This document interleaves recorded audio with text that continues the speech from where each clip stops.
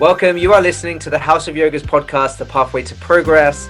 We are here to inspire yoga teachers, teachers in training, and yoga lovers who are curious about the journey of becoming a yoga teacher, developing their teaching career and business, and for anyone who wants to enhance their yoga practice and get better at life. Hey, Jason here. I hope you are all having a productive week so far. It's Jubilee week here in the UK, so street parties and celebrations galore. We just now need the sun to come out, which I'm sure it will. Today, I'm joined by two amazing yoga teachers, facilitators, and most importantly, great people. Welcome, Malin and Jeff. Thank you. Thanks, Jace. Great to be here. Thank you for taking the time, you guys. And I know you're both going to be adding so much value to this conversation and dropping in some really awesome nuggets to this week's Pathway to Progress. Let's get going. My first question to you guys is, can you share with our listeners what yin yoga is? So we're going to be talking about yin yoga today and the benefits of this magical practice. Malin, would you like to take the lead? Yeah, absolutely. Thank you, Jeff. What else is there but benefits to yin yoga? I don't know what wouldn't be in benefits. I mean, speaking from experience in my personal practice, it restored my back. So I started yoga because I hurt my back, and I thought the more yang side of yoga would be the type of yoga or the style of yoga that would get me back into, health. But it turns out that it's the yin yoga and those long, juicy holds that we have in yoga that allowed me to restore the health of my body, to open the tissue that had contracted, and to create that flow and harmonization of energy in my body. So definitely yin yoga is what got me back into, both my yin and my yang yoga practice. So I'm hearing it's definitely all yoga is, right? It's definitely a healing practice for sure for you and for many others. Yeah. How many times a week would you say that I know that you have like a daily practice and you have done for years, right? But how often do you practice, let's say, yin compared to more like a yin style compared to yang? So I used to be a lot more yang in my practice, but I noticed when things change in my life, so does my yoga practice. So at the moment, I have so much going on outside of my own practice. So then I turn to more inner practices, which is yin yoga. And then also that turns into meditation. So I think definitely yoga does that it guides us into what it is that we need. So at the moment, for me, it's more yin and the quietness and the stillness that I need, partly because I teach a lot of yang, right? Mm-hmm. And I feel that for me and where I am at the moment is the yin side that I need the most. Yeah, wow. So it sounds like you that listening, right? You're listening to what's needed, what you need in life right now, especially with all the other stuff that's happening. And that's the same for everyone, right? There's so much going on, but yeah, it's to the. So awesome would you say Jeff, then, Malin, that also yin has also given you access to a greater sense of meditation, the experience of meditation? Yeah, and I think it really facilitates the meditation in the way that you can be still for longer periods of time. And I think the yin poses that we hold for, about 3 to 5 minutes or sometimes more is a way in. So it's an intro into meditation. And when you start, especially in a meditation practice, you get physical discomfort apart from, all the other stuff that goes on. But it is often the physicality of sitting still for a longer period of time that is stopping us from doing it. So yin really helps us to open up and get into all of the yin tissues, which part of that is the skeleton, and then allows the joints to become more fluid, and we can therefore sit more relaxed for longer periods of time. Wow. And that's challenging, right? For a lot of people to actually just be still, especially if they're used to, moving around pretty quickly and life is pretty busy, to then sort of slow down and pause. That can be a challenge in itself. Yeah, I mean, we encourage fast pace, right? When you ask someone how they are, it's like, oh yeah, I'm so busy, and we're like, yeah, go. We kind of give them a pat on the back and tell them they're doing great. If someone says oh, well, I sat in the garden all day, with a book, and I just had a cup of tea or something, we're like, is there something wrong with you? Are you not well? But it's like, no, I'm just honoring and enjoying myself. So yeah, it's what we're used to, I guess. What about you, Jeff, in regards to not only, practicing yin in your own life, but also teaching it and seeing other students experience the benefits? Can you share a little bit more about that? Absolutely. It comes down very much to that conversation around meditation practice. And as a teacher, the yin practice involves a lot more space. So as a teacher, we're experiencing more, giving our students more space to be in their practice, to be experiencing the experience that is them being in this pose. And that is a meditative practice already. And as a teacher, it has been a journey and a beautiful practice in its own right to explore what to do and how to be in this space and how to be creative within the space in the context of teaching a yin yoga class, so that the students get the most of my presence, my being there, and also they're left with the opportunity to get deep into their practice, deep into their experience. So teaching a yin yoga class is a lot like guiding a meditation, and that's the way that I teach it as well. Is I want to support bringing your attention back into the experience of the pose. It can be so easy, especially in our very quick and distracting lifestyle these days, for the mind. And we notice, anybody who's undertaken a practice of meditation knows how quickly the mind gets off into something else.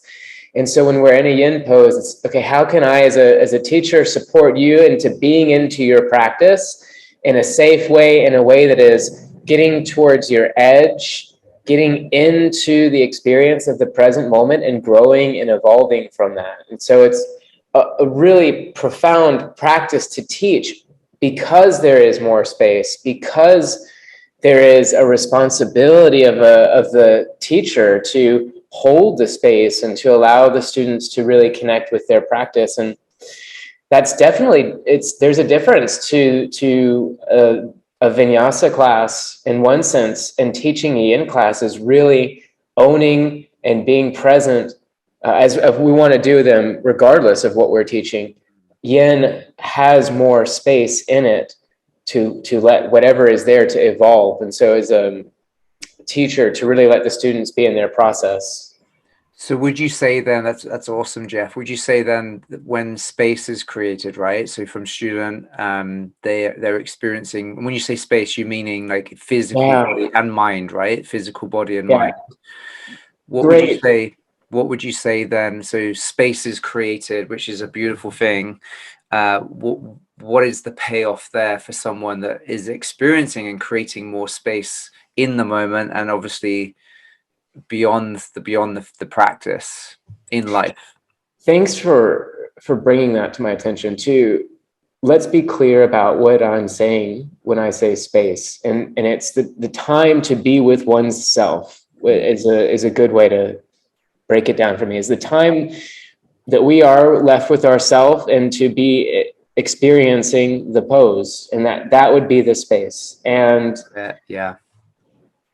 so it's a feeling, right? So it ends up being like allowing yourself to feel the moment, whatever's showing up in that moment. Yes. And that's where yin gets so transformational, because with how often do we give ourselves that space, and to combine that with an energetic practice that has intention, and each of these asanas has an energetic intention within it that can, the intention is to overall harmonize the energy in the body. And it will definitely, in the spectrum of a group of students, everyone's going to be experiencing something different. And so it's what is there to receive the benefit of. And the beauty of this practice and the beauty of this space is to really digest life. It's an opportunity to digest life, because we have taken the time to slow down. And as we know from the yoga practice, and we know from the traditional energy practices, that the energy gets stored in our body, And it's because of the intelligence and the wisdom of these kinds of practices, the movement-based practices, that we're allowing the energy again to move. And this again manifests in our life as balance, as more ease, as health and wellness, because we've taken the time and the space in order to digest and move this energy that moves. And it can be an incredibly healing. Deep into the psyche, we know that because we're spending time, we're doing these poses for time, and we're allowing this energy current to be the experience of the pose, it can bring up stuff from our past. And it's a really great opportunity to be in a safe place to allow the practice to reestablish connection with self and move the energy and the stuckness of old stories and everything that sometimes comes to the surface, so that we can step out of the class feeling more in balance.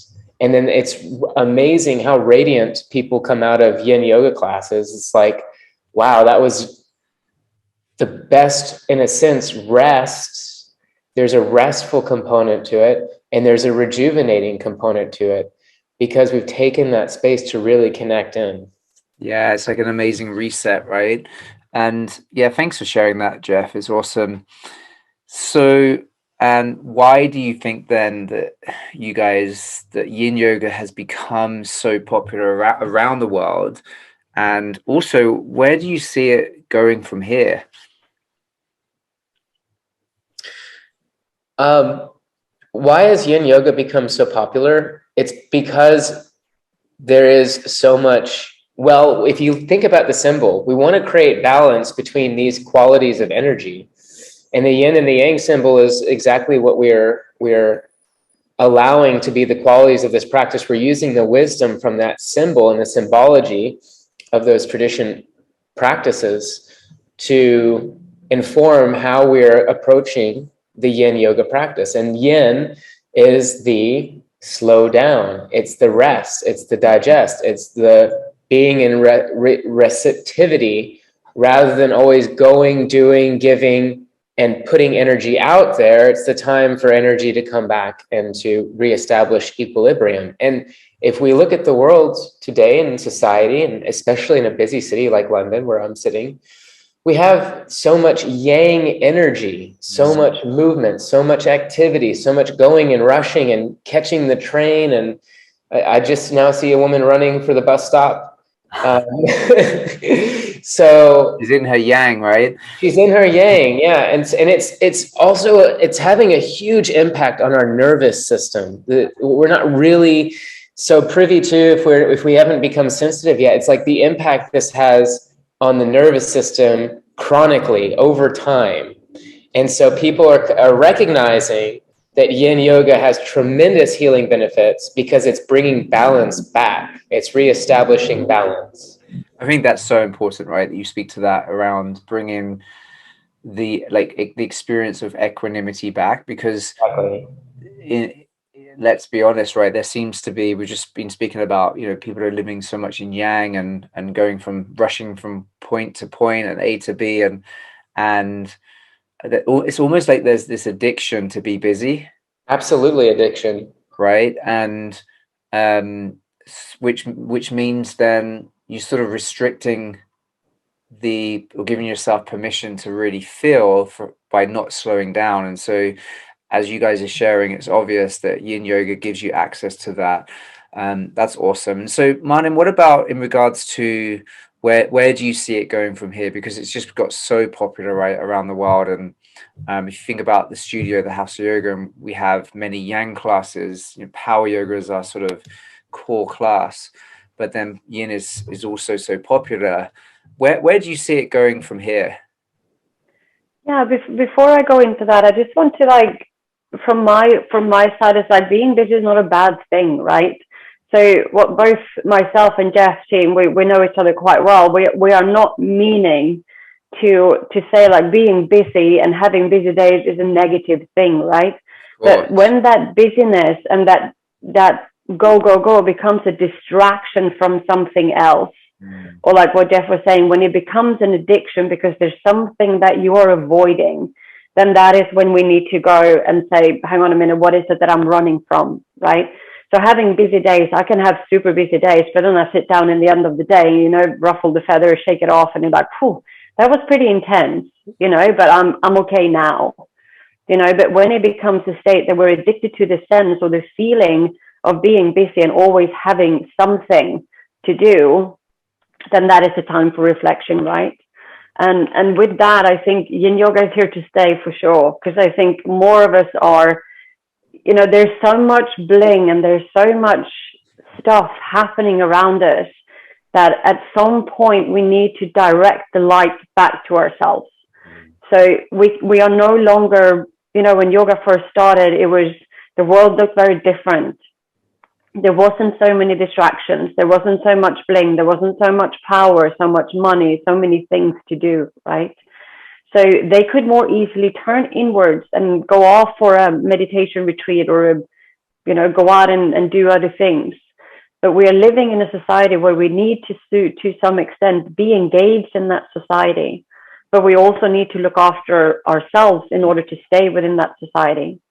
And I think with the balance that Jeff was talking about, that we need to find a way to harmonize.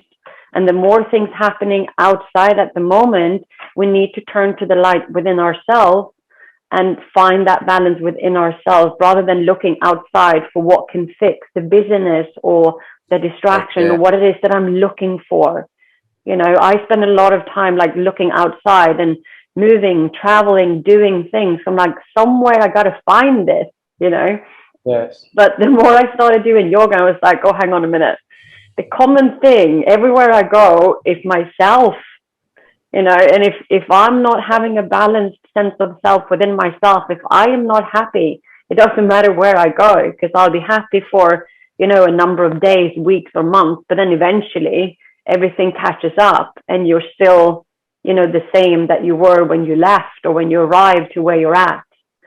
So if the work doesn't come from the inside, which again, yoga gives us, or yin yoga in particular, gives us that space to look at that, then you're just going to be threading water in the same place. So I think yoga as a whole is here, I hope so, for the rest of time, and yin yoga in particular, so that we can really turn to look within, especially in the times that we are living in now. Yeah, right. And so I'm actually looking at the message that you sent the other day. So when we were doing our prep work for this conversation, and you shared that yin yoga is so much more than a physical practice. Yin yoga takes us from the shadows into an awakened awareness, where we can hold space for ourselves and make conscious, mindful decisions. Now, when I first read that, I was like, wow, that's sort of so obvious, but actually in reality, it isn't happening. And thank you for pointing out that, you know, being busy, we're not saying this is a negative thing, because we've got to be in some sort of doing to take action to progress, right, and to grow in life. But you know, what we're talking about here is harmony and balance and equanimity. And so surely if we're creating space to slow down and making better conscious mindful decisions, surely that's getting better at life off the mat when we're doing yin or yang practices, right? Yeah, definitely. It's like, and we can often see like how do we approach the pose that we're in yin. And I often say this in my classes, like, how do you feel? Pay attention to how you feel. What is the reactions? You know, if the pose get challenged, do you want to shift and move? Do you want to take a step back? I want to go to rebound. I'm not comfortable, or this is bad for me, or something. What's the dialogue that is showing up for you when you are in these poses? And then take that out to where you are standing in a situation off your mat and you're being pushed in a direction that you might not be comfortable with. You know, do I stay and see what I can learn, or is this harmful for me? Do I need to make a decision to change? So we can absolutely take what we learn on the mat in the safe space and implement that into our lives. So good. I told you guys that these guys are gonna be dropping in some real nuggets today of wisdom. Go for it. It's all because we've been there, right? Both Jeff and myself, we came to yoga like as not as different people, but from different space, right? We're still the same people that we were then, but you know, in a changed way, you know, and it's all coming from the experience that we've met.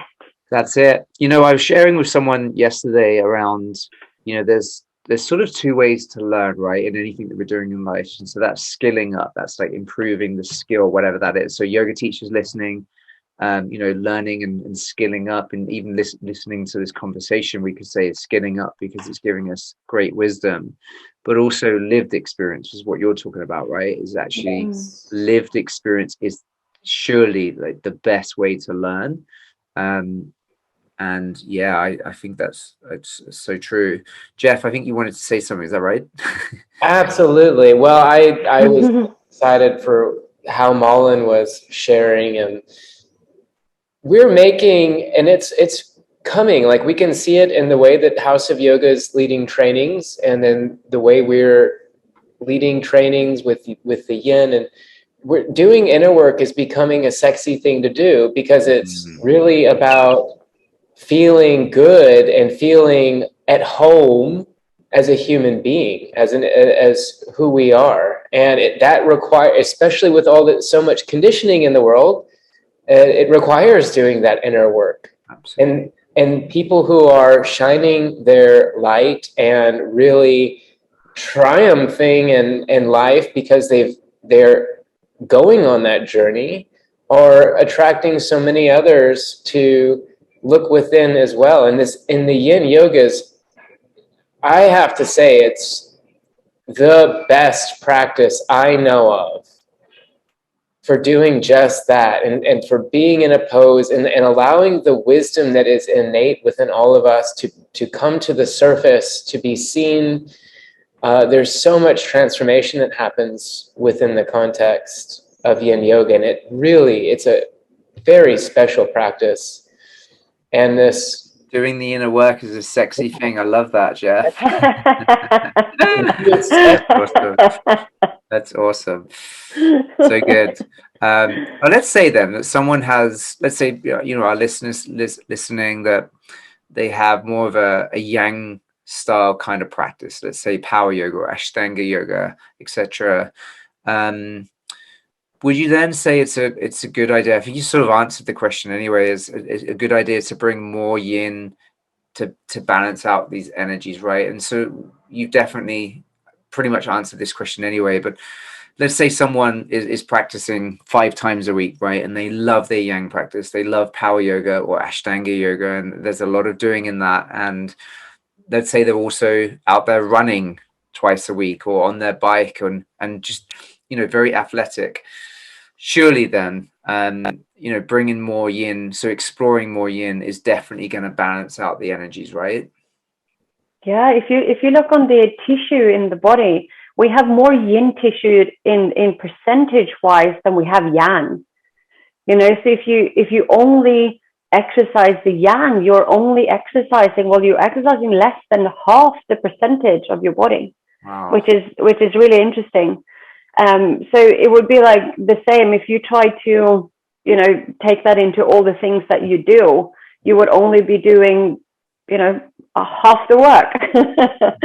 I don't know a better way it sounded good in my head, but I got a little bit lost. But, you know, it is like, I think it's, Jeff, correct me here or help me. I think it's like 49% yang and 51 or something yin tissues that we have in our body. So we are more yin than yang. You know? Well, yeah. I mean, if you count the fascia, which is all throughout the body as yin tissue, and if you count the bone structure as yin tissue, it easily outweighs. And then the water tissue wouldn't necessarily, the water in the tissue doesn't count. So we're left with the muscles, mainly the primary yang tissue, and we do a lot. We work on our muscles so much through yang activity. And what we surprise people with in the yin trainings is that the other tissues respond to different exercises. In other words, yin tissues, the fascia, the tendons, the ligaments, and the joints respond to the yin practice as if it were exercise. So it's a different, for the physical body, it's a different kind, a different quality of exercise that is absolutely necessary to maintain good flow of energy, good range of motion within the bone structure. And this, especially as we age, is incredibly beneficial because the fascia starts to dry out. We know this as we age. And so that's why we become less flexible. So keeping the energy, we use the word energy, the chi, the energy flowing through the joints is so important. And that's the yin tissues in the body literally respond to this exercise. And the yang tissues respond to yang exercise. And Malin and I both, we've said it, we've come from loving our yang. We love it. We love our vinyasa practice. We both like to run.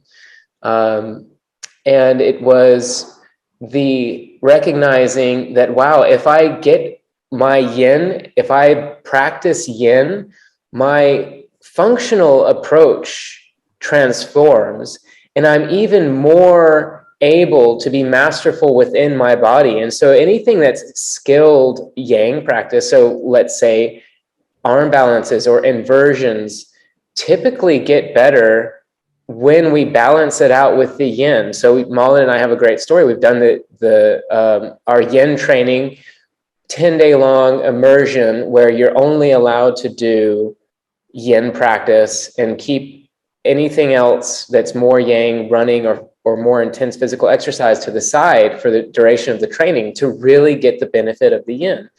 And we both had the same experience of coming out of that and then practicing our vinyasa, our yang practices, and being so much stronger and feeling so much lighter because the energy, there's been a transformation at the energetic level. The way that we're able to project force through our skeletal system, our arms and legs, is different because we've been able to access more. So it's for those that are interested in getting more from your yang practice to balance, to bring the balance is how to access more. So it's very powerful. It's counterintuitive in a sense. Yeah, it's and that's what's surprising. win-win, right? It's a win-win scenario for sure. Exactly. It's about the guys listening that, athletic, they're doing lots of other stuff, which our students are, right? Then it's just such a great way, as you say, to bring that equanimity, and it ends up being so much better when you're going back to the yang experience. So lastly then, you guys, it seems that more and more teachers, yoga teachers, are bringing yin into their teaching toolkit as a way of, let's say, diversifying and expanding their skill set as a teacher, which can really only help their contribution, obviously, out in the world and their yoga business. You guys have created an amazing program for not only yoga teachers, but also students.